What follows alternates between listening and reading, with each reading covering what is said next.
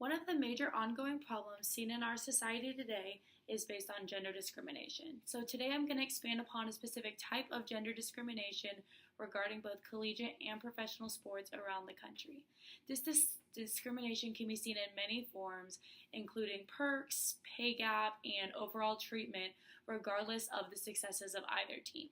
In this video, I hope to provide you with a new insight on the multitude of ways in which women's sports are treated inferior to men, as well as to convince you as why women deserve equal treatment because of their undeniable hard work and determination. These differences can be minor, such as the names of the sports, such as for women's, it's women's NBA versus for men's, they just call it NBA. And it can also be extremely major, as seen in the drastic pay gap in the U.S. National soccer teams, as well as many other teams, and the fact that women are often sexualized and objectified in sports settings, while men often are not. Starting with professional sports, one of the main differences between men and women's sports is the media coverage of the sports through newspapers, TV, radio, and more. According to the Women's Sports Foundation, only 6 to 8% of total media sports coverage is devoted to their athletics. Also, in a study of 4 major newspapers, including USA Today, the Boston Globe, the Orange County Register, and the Dallas Morning News, women-only sports stories total just 3.5% of all sports stories. Considering the amazing successes that females have had in sports, including legends like Serena Williams, Maya Moore, Gabby Douglas, and many more, it's ridiculous how little coverage they receive compared to their male counterparts. Another major difference seen between men and women professional sports is the overarching pay gap seen in a variety of different sports. One of the most renowned gaps can be seen between the 2 U.S. national soccer teams. The gap has become so extreme that a lawsuit was even filed by U.S. Soccer and the union representing the players on the women's team, as well as 5 complaints regarding wage discrimination by 5 top players. The women's national soccer team has been far more successful than the men's team in the past, winning 3 World Cups, including one just 4 years ago, as well as 4 Olympic gold medals, while the men's team's best finish in the World Cup was 3rd place all the way back in 1930. Yet the women's team still makes far less than the men's team. In 2014, women across all teams were paid about 40 times less than their male counterparts, a cumulative $15 million for the women's team and $576 million for the men's teams.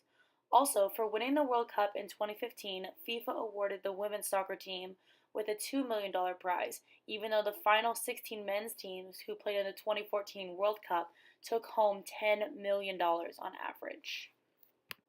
The same gender discrimination that's seen throughout professional sports is also apparent at the collegiate level.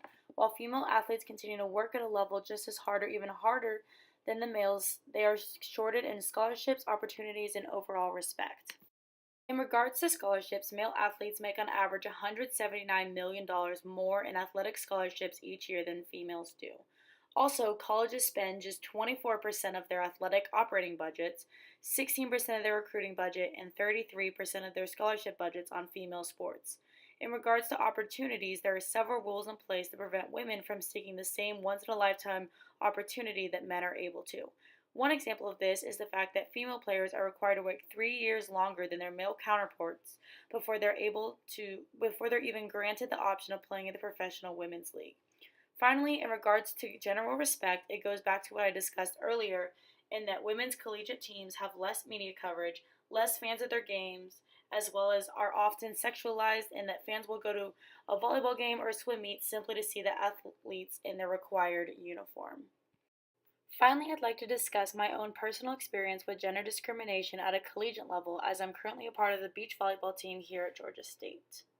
My team is one of the hardest working teams I've come to work with. We spend every week working to better ourselves both physically and mentally as we endure 3 lifting sessions a week, 3 conditioning sessions, whether on the sand or on turf, 1 mental training session, 1 film session, and 6 days of either competing or practicing. We're a very high-level team, finishing last season ranked 11th in the nation with a 24-12 record, and in my opinion deserve every ounce of success that we've earned. It's painful for me to watch my team continually get underestimated and mistreated in comparison to several of the less successful men's teams at our university, including the football team, who finishes with a 2-10 record last season, yet still receives many perks that we do not. Overall, in every competitive level and age group of sports, female athletes are drastically mistreated compared to male athletes enduring the same and sometimes less success in their sports. Many female athletes have an undying love and passion for their sport and work hard every day with strong determination to get better and succeed. And for that reason and many others, I believe that they should not be discriminated against in regards to media coverage, wage, opportunities, and overall respect.